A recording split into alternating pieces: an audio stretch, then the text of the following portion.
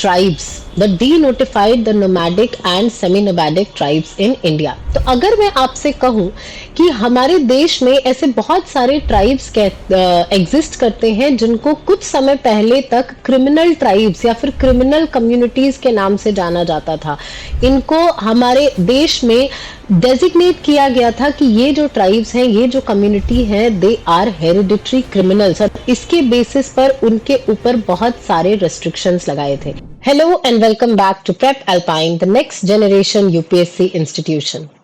We are continuing with our high yield UPSC series where we discuss some of the most important topics which have the maximum probability of being asked in your UPSC prelims and mains exam. And today's topic is one such topic which is a favorite sector or core area that are obviously always being asked in the UPSC prelims and mains exam about the tribals. We also provide these high quality PDFs of daily and monthly current affairs which can be downloaded completely for free from our Telegram channel, the link to which is in the description below.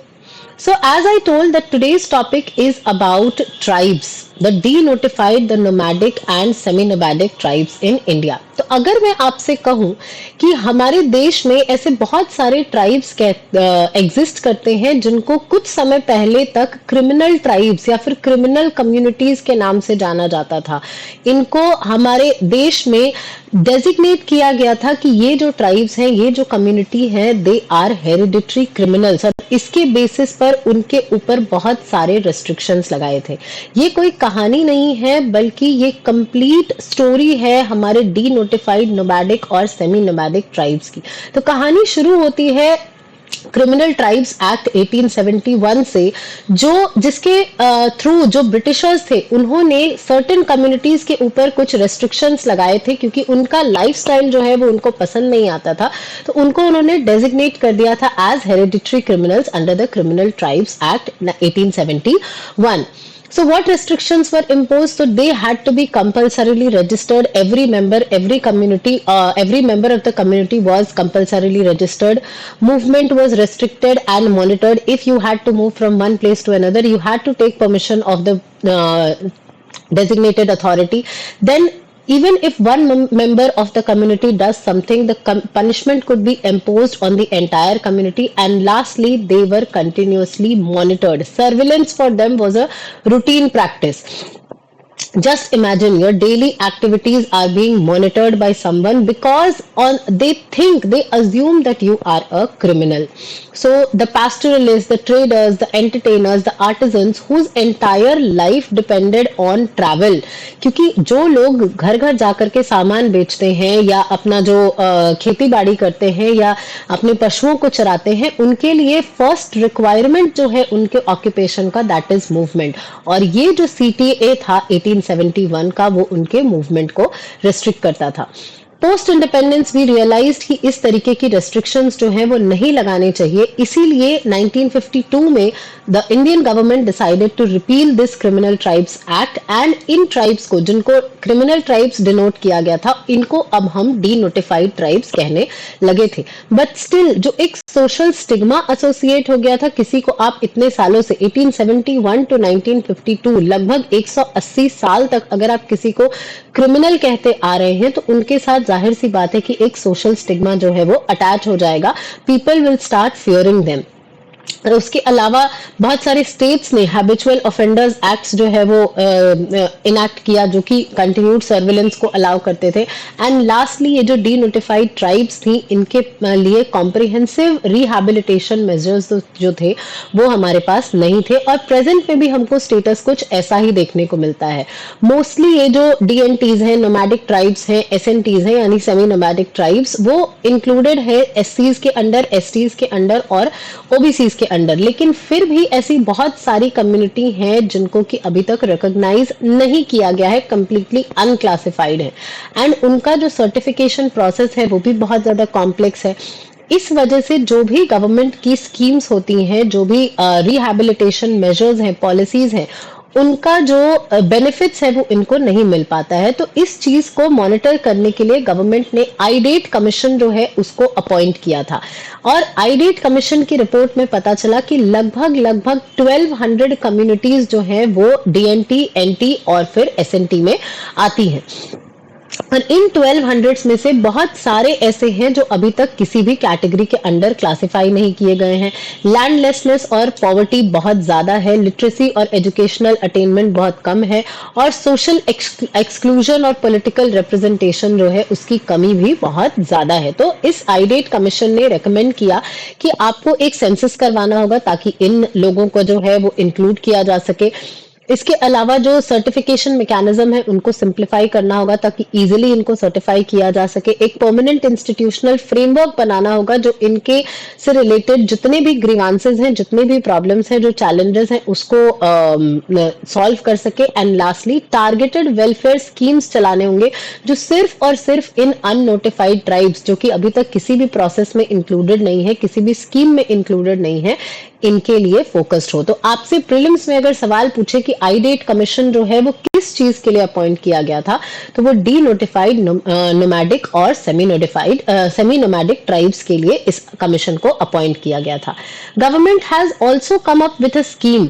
The scheme is known as the SEED scheme, which is about the scheme for economic empowerment of denotified tribes, और जो कि focus करता है livelihood generation पे, education, housing, health insurance, but still there are administrative bottlenecks जिसकी वजह से ये स्कीम जो है वो अभी तक ढंग से इम्प्लीमेंट नहीं हो पाई है। लाइक सर्टिफिकेशन की रिक्वायरमेंट है, तो स्ट्रक्चरल इशू ही है कि ये लोग जो है वो सर्टिफाइड नहीं है। तो सीड के इम्प्लीमेंटेशन के लिए इनको सर्टिफिकेट चाहिए जो कि इनके पास नहीं है। स्टेट का जो वेरिफिकेशन सिस्टम है कि जो इंसान बेनिफिट ले रहा है वो एक्चुअल में वो इस ट्राइब से बिलोंग करता है या नहीं करता है, इस चीज की कमी है। एंड लास्टली कोई बेनिफिशियरी डेटाबेस नहीं है। ये सब आउटकम्स हैं, लेकिन रूट कॉजेज की अगर बात करें तो सेम हमारा no census enumeration, fragmented classification, data deficit और फेडरल इनकंसिस्टेंसी के कारण ये जो प्रॉब्लम्स है वो हमको देखने को मिल रहे हैं। तो अब डिमांड किया जा रहा है कि एसटीज, एससीज और ओबीसीज के अलावा इनको एक सेपरेट क्लासिफिकेशन जो है वो मिले। क्यों? तो पहली बात तो की डिमांड्स जो है वो इनमें इंक्लूड होता है सेपरेट सेंसस एन्यूमरेशन। इसके अलावा कॉन्स्टिट्यूशनली इनको सेपरेटली रिकॉग्नाइज करना होगा अक्रॉस स्टेट्स। चाहे किसी भी स्टेट में अगर कोई एसएनटी है, डीएनटी है या फिर एनटी है, तो उनका रिकॉग्निशन जो है वो सिमिलर होना चाहिए। जो हिस्टोरिकल इनजस्टिस इनके साथ हुआ है 200 साल के लगभग तक, इनको हम क्रिमिनल्स कहते आ रहे थे, इस चीज को रिकॉग्नाइज करना होगा और जस्टिस और डिग्निटी की लाइफ जो है वो इनको प्रोवाइड करनी होगी। And this is a part of our basic structure. जो हमारा प्रियम्बल है वो भी ये कहता है कि हर किसी को हमको जस्टिस और डिग्निटी जो है वो प्रोवाइड करना होगा। एंड लास्टली इनका डिमांड है कि जो भी वेलफेयर स्कीम्स है उनका हमको इम्प्रूव्ड टारगेटिंग करना होगा। बट क्या चैलेंजेस एग्जिस्ट करते हैं? तो ये हमने देखा कि डेटा डेफिसिट है, पॉलिसी ओवरलैप है। जो एससी, एसटी, ओबीसी कैटेगरीज में जो कम्युनिटीज हैं, मान लिया कि अगर उनको फिर से क्वालिफाई कर दिया जाएगा अंडर द एसएनटी और द डीएनटी और एनटी ट्राइब्स, तो फिर वहां पर पॉलिसी ओवरलैप हो जाएगा। फेडरल वेरिएशन है, स्टेट्स जो है स्टेट स्पेसिफिक लॉज हैं, और यूनिफॉर्म एक लीगल रिकॉग्निशन, नेशनल रिकॉग्निशन जो है वो अभी एग्जिस्ट नहीं करता है। सर्टिफिकेशन बैरियर्स है और सोशल स्टिग्मा है। कॉन्स्टिट्यूशनल डायमेंशन की बात करें तो आर्टिकल 14 हमारा इक्वालिटी बिफोर लॉ के बारे में बात करता है। 15 और 16 अफर्मेटिव एक्शन को अलाउ करता है। 21 जो है वो right to live with dignity जो है उसको अलाउ करता है। इसके अलावा हमारा सब्सटैंटिव इक्वालिटी का कॉन्सेप्ट भी हमारा कॉन्स्टिट्यूशन जो है वो देता है। And this is not just about the constitution, it is also about our ethics. जो डिग्निटी है वो एक कोर डेमोक्रेटिक वैल्यू है जो हमारे प्रियम्बल में भी लिस्टेड है, हमारे जो डीपीएसपीज है उसमें लिस्टेड है, हमारी फंडामेंटल ड्यूटीज का एक पार्ट है। रिस्टोरेटिव जस्टिस जो है वो इन कम्युनिटीज को मिलना चाहिए। किसी भी कम्युनिटी के साथ अगर हिस्टोरिकली इनजस्टिस हुआ है उनको उससे बाहर निकालने का काम जो है हमारा है। And lastly this is the moral responsibility of the state as well as of the citizens कि ये जो भी इनजस्टिस हुआ है उसको हम ठीक कर सके। तो वे फॉरवर्ड की अगर बात करें तो सबसे पहले तो हमको साइंटिफिक तरीके से इनके एन्यूमरेशन की जरूरत है। अभी हमारा सेंसस जो है उसको स्टार्ट किया गया है, उसका प्रोसेस जो है वो स्टार्ट हो चुका है। तो हमको ऐसे स्टेप्स लेने होंगे जो इस सेंसस में इनका भी डेटा जो है वो फीड हो सके।